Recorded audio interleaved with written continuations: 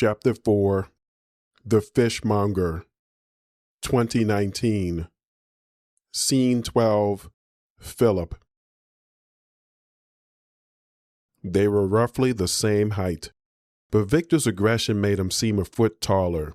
They glared at one another as Phillip backed into the hall.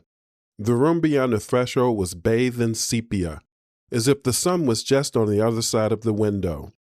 When Victor turned around and ran his fingers through his hair, blades of light shrouded his curls like a halo. It was a stance of triumph, Phillip assumed, until his eyes adjusted to the glare, and it was clear that Victor's head was hung low. Regret. The feeling was mirrored in Phillip.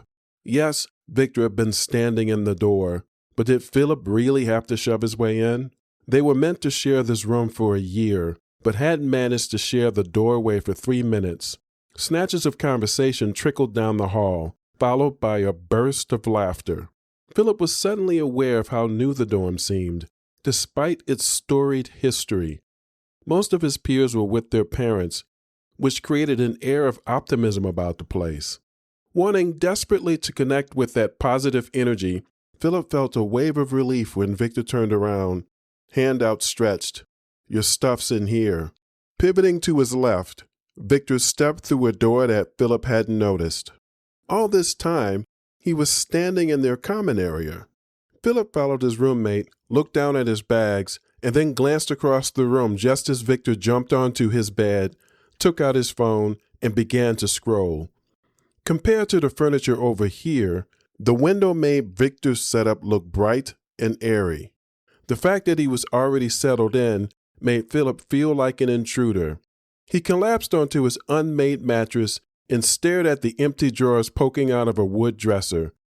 Ellie was so quiet when she entered, Phillip didn't realize she was in the room until he felt a slight dip in his bed. "Yours is smaller than mine," she said.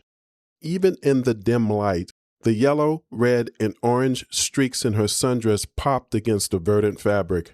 Smiling with a warmth he only felt in her presence, Phillip thanked the gods that they both got into Harvard. What would he do without Ellie? The pleasure of seeing her was so intense that he forgot there was a third person in the room. When she glanced toward the window and said, "Hello," Phillip's roommate rose to his feet, crossed the floor, and extended his hand. "Victor." "Nice to meet you, Victor. I'm Eleanor, but everybody calls me Ellie." Victor bowed his head and placed his right hand on his chest. "Eleanor is such a beautiful name," he said. "If it's okay with you, I would be honored to call you that." Charm had never come easily to Phillip, and he hated the way it made Ellie giggle. She said, "You remind me of this lady around the corner." She turned to Phillip and placed a hand on his leg. "Have you met Miss Russell?" "I don't think so," Phillip thought, although it really didn't matter. His mind was clogged with envy. "No," he said with a sigh. "She also insists on calling me Eleanor." She raised her fingers to make air quotes. "It's such a beautiful name." She lowered her hands. "That's what she always says." "Sounds like a wise woman." Victor nodded at Phillip, and when he returned to his side of the room, there was something reassuring about the way he took out his phone and went back to scrolling. Ellie was going to spend a lot of time here. Respect for each other's privacy was essential. "I'm impressed you two have already settled on sides," she said. "We're still working that out." "What's your roommate's name?" Phillip asked. "Natalia Francesca." When Victor's head shot up, his interest was like an electric current surging across the room. Ellie must have felt it too. "Do you know her?" she asked. "She's Belmont," Victor said, "and valedictorian at our school." The pride Phillip heard in Victor's voice reminded him of how fans talk about their favorite teams. He'd never been to Belmont, but the neighborhood was pretty well known in New York. When Ellie said, "Bronx Science, right?" Victor nodded. They were only talking about her roommate, and it was obvious he had a thing for this girl, but the prickly needles of jealousy made Phillip want to hoard Ellie's attention. "Where's David and Anne?" he asked. Ellie cast around the room as if looking for a clock. "They should be on the highway by now," she said. "They changed their minds about dinner." "Then we go to the party." Phillip took Ellie's hand and leaned forward. Her honey and chamomile fragrance caused his eyes to linger on her neck. She lowered her head. I don't know, Phil. Natalia and I were planning to hang out tonight.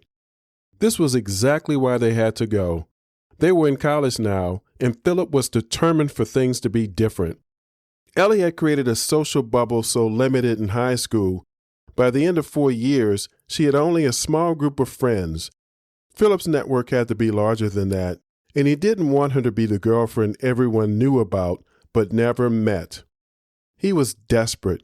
She'd held out for a week, no matter how hard he cajoled.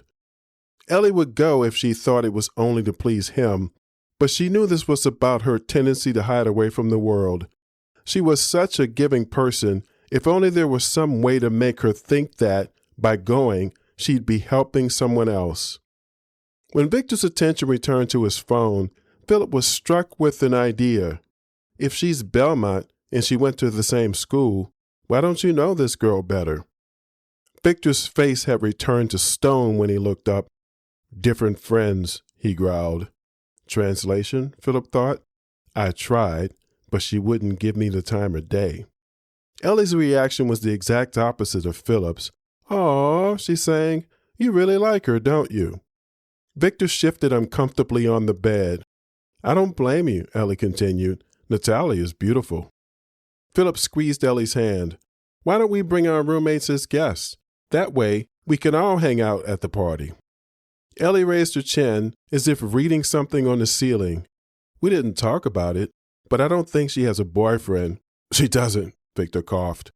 Ellie laughed. There's nothing more romantic than a man with a crush. She smiled at Philip. All right, let's go. Philip's heart leapt in his chest.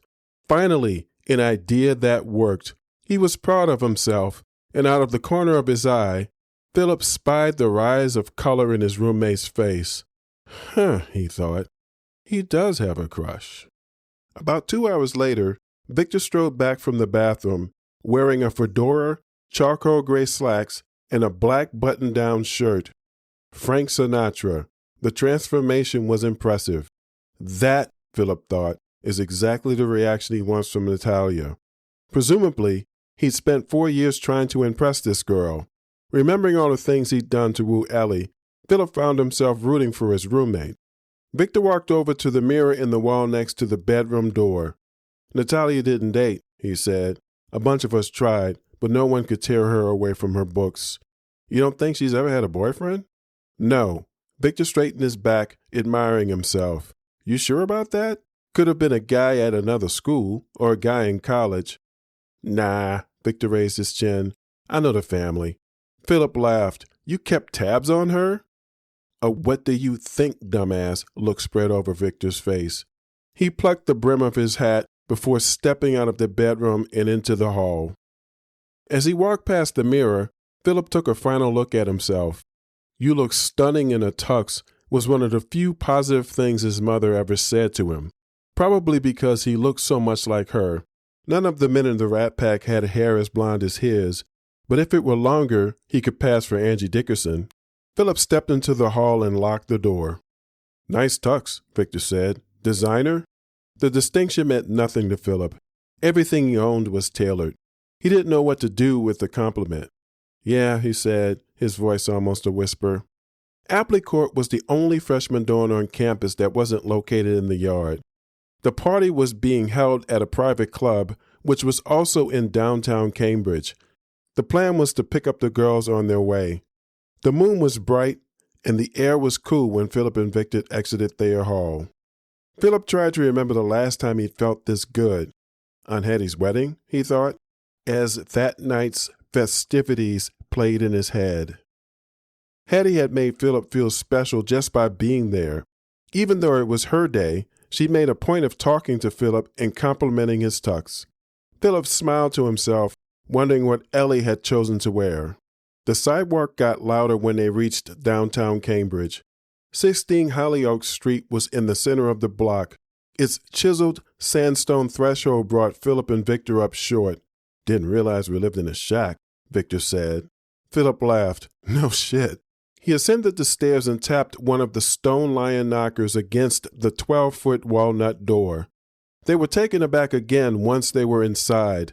There was a marble staircase in the center of the lobby. Victor panned the room. Who did they bribe to get into this place? A group of girls dressed in jeans, t-shirts, and tennis shoes stared at Phillip and Victor as they passed. They were being appraised by everyone in the room. When Victor met Phillip's eyes, there was the hint of a grin. Do you recognize him? Ellie's voice chimed like a bell at the top of the landing. Her sequined green flapper dress fell from her shoulders as if it were resting on a hanger. The black headband with feathers softened her eyes. I may have seen him around, Natalia said. Her voice was low, but his tone was so rich, Phillip had no trouble hearing her. Natalia was actually shorter than Ellie, but that fact was obscured by the mane of black hair that framed her soft, olive face. Victor placed a hand on the railing and set his foot on the lowest stair. Don't listen to her, Miss Eleanor. She knows who I am. Ellie's dress shimmered as they got closer. Natalia's was made of black velvet, and the fabric hugged her curves. Oh, excellent. Well, Natalia said, when they reached the floor of the lobby, you are a fishmonger. Victor leaned forward until he and Natalia were close enough to kiss. Have more than thou showest. Speak less than thou knowest. King Lear was the last thing Phillip expected to come out of Victor. The same must have been true for Ellie and Natalia. Their mouths fell open in unison. Ellie took Phillip's hand. Can we stop this? I'm not ready for class yet. Natalia's gaze lingered on Victor. This may be class for you. For me, it's life. Victor offered his arm to Natalia and said, How's your brother? She lashed her hand but turned her head away as if the contact meant nothing. Dominic, she said, causing trouble, as usual. Oh, Victor said, Dom's a good guy, just a little headstrong. Natalia shot him a look. A little? They walked through the door, down the stairs, and onto the sidewalk. For the first time since they'd met, Victor's company felt natural to Phillip, and he was finally experiencing what he'd hoped for his first day.